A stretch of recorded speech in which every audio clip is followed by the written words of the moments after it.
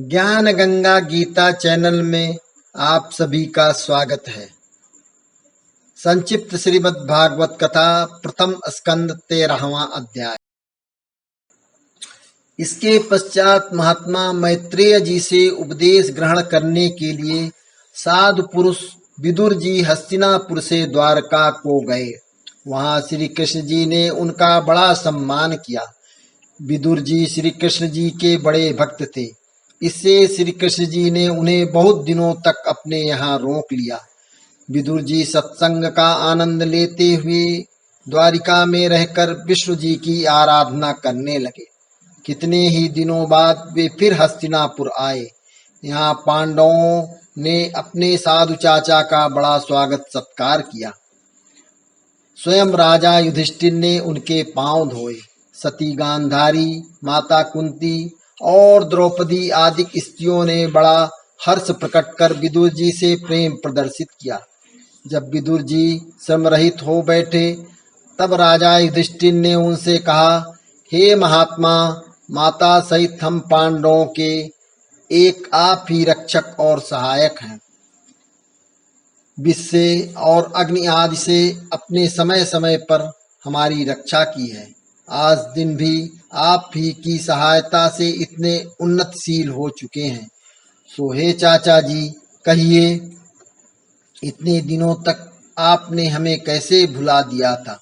फिर यह तो बतलाइए कि इतने दिनों में आपने कहाँ कहाँ भ्रमण किए हैं और अब तक किस जीविका से आपके शरीर का निर्वाह होता रहा है।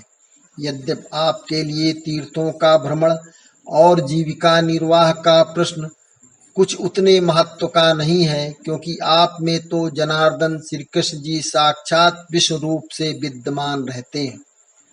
फिर भी हे महात्मा, आप अपने इस समाचारों के साथ साथ हमें ये भी बतलाइए कि द्वारिका में जाकर आपने क्या क्या देखा और क्या क्या सुना है। कहिए, हमारे मित्र यदुवंशी लोग अपने नगर में सुख से तो है ना? जनार्दन श्री कृष्ण जी सहित उनके परिवार में सब कुशल तो है ना? तब युधिष्ठिर के ऐसा पूछने पर विदुर ने यदुवंश का नाश छोड़कर द्वारका का सब समाचार कह सुनाया। यदुकुल का संहार इसलिए नहीं कहा कि साधुजन प्रजा के दुखों को नहीं देख सकते, वो बड़े दयालु होते हैं। इस प्रकार पांडवों से सम्मान पाकर विदुर जी कुछ दिन तक हस्तिनापुर में रहे। निर्विघ्नं राज्य को प्राप्त कर सुख में पलते हुए पांडवों ने कितने ही दिन बिता दिए, उन्हें समय का कुछ भी पता न चला।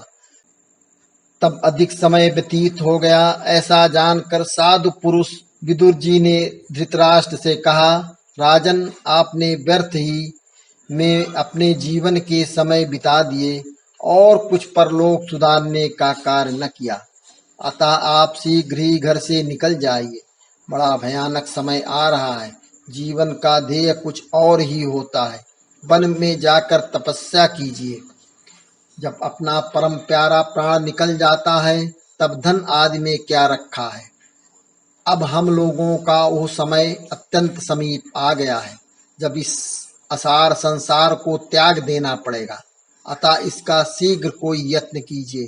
पिता, पुत्र, भाई और मित्र मार डाले गए। आपकी भी अवस्था व्यतीत हो गई। शरीर को बुढ़ापा ग्रसे हुए हैं। फिर भी आप दूसरों के सहारे उनके घर में पड़े हुए कुत्तों का सा जीवन व्यतीत कर रहे हो। जिस भीम को आपने आग में जलाया, जिसे विष दिया, जिनकी स्त्री का अपमान किया, जिनका धन अपहरण कराया, उन्हीं पांडवों के हाथ से दिए अन्न को खाकर जी रहे हो। परंतु इस प्रकार भी दीन होकर जीने की इच्छा वाले आपको एक भी तो देखना चाहिए कि आपका एक वृद्ध शरीर वृद्ध दाता से जीर्ण वस्त्रों के समान ही कैसा क्षीण हो रहा है। हाँ, आप बड़े ही अधीर हो, परंतु अब आपको संसार से स्नेह त्याग कर निरभिमान हो जाना चाहिए। ये शरीर धर्म से पृथक है। हे सौनक जी, जब इस प्रकार छोटे भाई विदुर ने बड़े भाई धृतराष्ट्र को समझाया तो वे उन्हीं के द्वारा बंध और मोक्ष का मार्ग दिखाए जाने पर निज कुटुंबियों में दृढ़ स्नेह रूपी बंधनों को काटकर घर से निकल गए। उनके साथ उनकी पत्नी सती गांधारी और विदुर ने भी उनका मार्ग पकड़ा। चलते चलते वे लोग हिमालय पर चले गए। इधर जब संध्या वंदन से निवृत्त होकर अपने चाचा धृतराष्ट्र को प्रणाम करने के लिए युधिष्ठिर उनके भवन में गए तो देखा कि गांधारी और विदुर सहित वे वहां नहीं हैं। इससे युधिष्ठिर को बड़ा दुख हुआ। उन्होंने संजय से पूछा।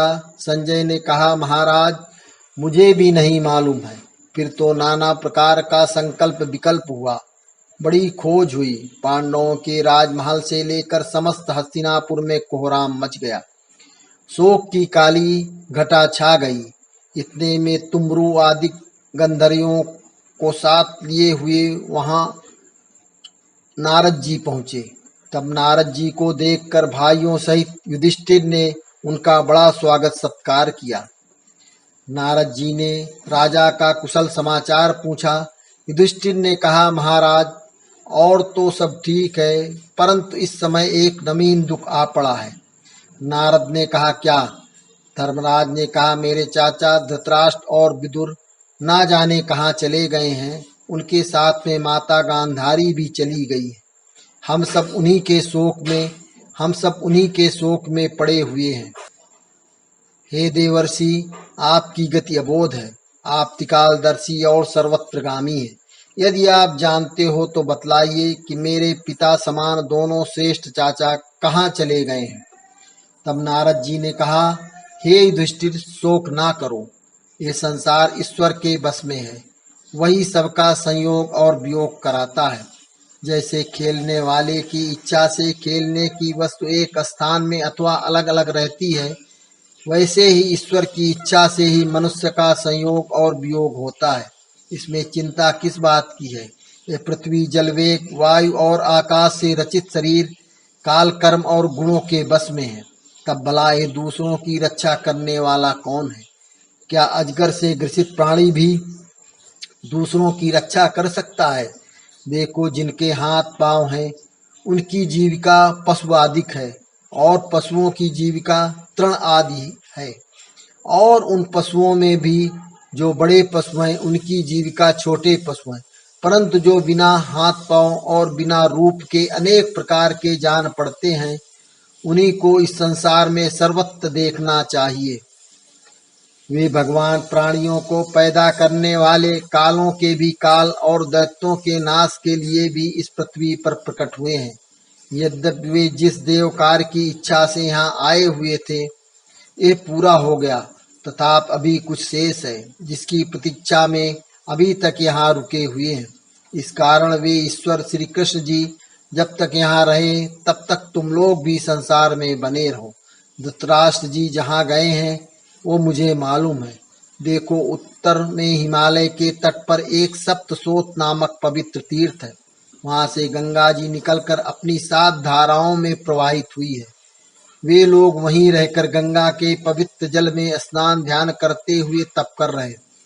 अब आसन तथा प्राणायाम की क्रिया को करते हुए धृतराष्ट्र ने अपने इंद्रियों पर विजय प्राप्त कर ली है, और वे श्री विष्णु जी का ध्यान करते हुए सत रज तम तीनों गुणों के दोष से दूर हो गए हैं। अब उनमें अहंकार का तनिक भी लेस न रहा, और उन्होंने अपनी आत्मा को बुद्धि में मिलाकर उसे ब्रह्मा में वैसे ही लीन कर दिया है कि जैसे घटाकाश महाकाश में मिल जाता है। उन्होंने मायाकृत वासनाओं को त्याग कर इंद्रियों पर विजय प्राप्त कर ली है, जिससे वे भोजनादिक सब कुछ त्याग अपने आसन पर स्तंभित हो बैठे रहते हैं। सो अब उन परम तपस्वी धृतराष्ट्र के पवित्र मार्ग में तुम बाधक ना बनो। परम साधु विदुर जी उन्हें उत्तम मार्ग पर ले गए।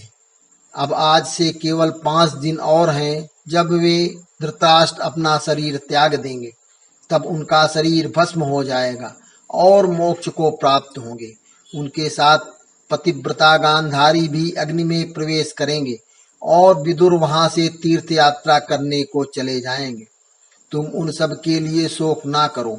ऐसा कहकर वहीं नारद जी चले गए। युधिष्ठिर ने उनका वचन मानकर शोक का त्याग किया। इस अध्याय में विदुर जी का धृतराष्ट्र को उपदेश देना और उन्हें साथ लेकर हिमाचल में तपस्या के लिए जाना, नारद जी का आना और शोक संतप्त युधिष्ठिर को धृतराष्ट्र का समाचार बतलाकर उन्हें उपदेश देना क्रमशः